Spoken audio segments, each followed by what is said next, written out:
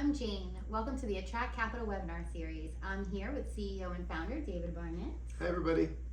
Today our webinar title is Top 3 Uses for Acquisition Financing Capital. So Dave, before we get into the topic, why is it important for our viewing audience? I think this is an important topic because people don't understand the use cases for acquisition financing. They think it's a narrowly defined one and done type loan that they use to buy a business, but they don't understand what it can be used for in a more dynamic acquisition and growth context. And it's important for buyers to have the right information about how to use acquisition financing before they start. So what are the top 3 uses for acquisition financing? Well, I would say, Jane, it really comes down to there's a single acquisition where one company is going to buy another company or an individual is going to buy a company. So they're only going to do one acquisition, so a single acquisition. That would be the number one use. The second use would be a series of acquisitions called a roll-up, where there's continuous acquiring that goes on over a period of time in order to scale up. And the third is where you're doing the continuous rolling up, but you're also adding growth investment into the scenario, so that you're not only growing through acquisition, but you're also investing in other products and other services and other offices. So I think it's the roll-up or the dynamic one where you're adding growth capital to the roll-up scenario. So I think those are the top 3 use cases. Wow, that's great. So how does each use case help a buyer?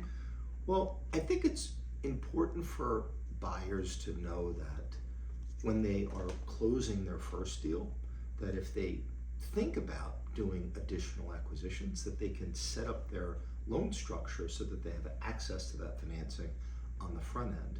And I also think it's important, and it really benefits a buyer, for them to know that that lender who's going to give them the money for the acquisition will also give them money for growth capital. So if you want to do something different with the business when you buy it using their capital, you can also ask them for the money in order to invest in the business, because that really creates a whole nother level of growth that most buyers want. And so you can get the money from the same lender, you have to know how to ask for it. Wow, so you can actually raise growth capital from an acquisition financing lender?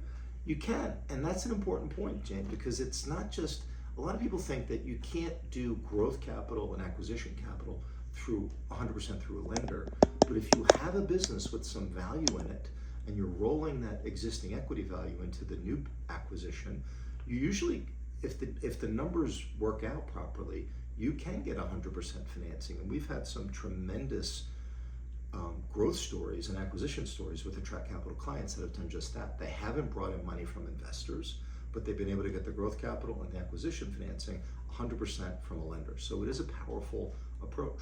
Wow, that's fantastic. Thank you. You're welcome. Well, there you have it. Thank you for tuning in. We look forward to seeing you next time on the Attract Capital webinar series. Thank you.